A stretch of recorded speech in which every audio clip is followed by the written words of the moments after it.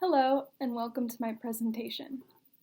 Today I will be talking about Aristotle and his philosophy of realism. First, I would like to give you a brief idea of who Aristotle was. As a student of Plato, Aristotle was one of the great classical philosophers of ancient Greece. Plato was a student of Socrates.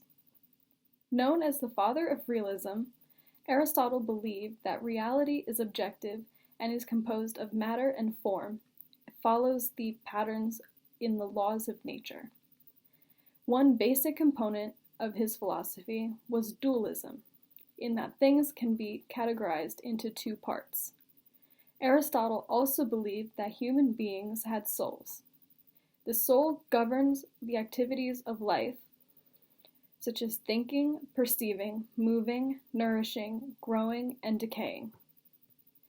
He also believed that values are absolute and eternal, based on universal laws. While some later philosophers may reject metaphysics, Aristotle was a strong supporter of metaphysical beliefs. Among Aristotle's philosophical ideas are that understanding reality is key. Teachers should guide students in their studies, especially through lecturing. Aristotle believed that hearing information was one of the best ways of transmitting it from teacher to student. Aristotle also believed that transmission was more important than transformation. He believed in transmitting traditional teachings as a way to further the culture and educate students on the ways of the past and of the great thinkers. Lecture-style classes are still popular today because of his influence on educational methods. Aristotle also believed in reason and logic. Aristotle had a profound confidence in the intellect, in the intelligibility of nature, and the power of reason to reach unseen causes. Aristotle has influenced education in many ways. As previously mentioned, we still have lecture-style classes today that can be seen in all grade levels from elementary, middle, high school, and higher education. Additionally, Aristotle believed that learning builds off of prior knowledge and experience. In order to understand one thing, there needs to be a groundwork or a foundation in order to build off of. Therefore, a cumulative curriculum, where new lessons build off of previous lessons, can be attributed to him in part as well. Finally, Aristotle believed that one could learn great things through interacting with and observing their natural environment. Aristotle himself was sort of a scientist in many ways.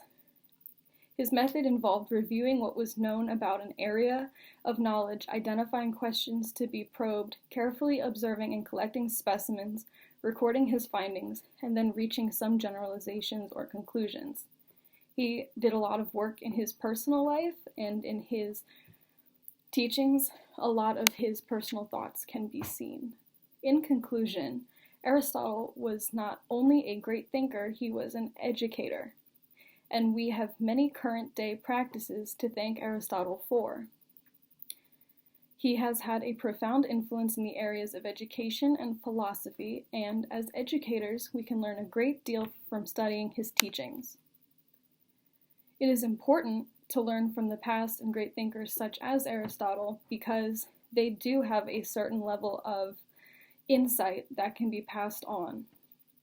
Like Aristotle believed in the transmission of knowledge and not the transformation of knowledge, studying great thinkers like Aristotle gives us the opportunity to see how people thought in different time periods and how thinking has evolved and changed, and see how we can build off of the foundations in which education started.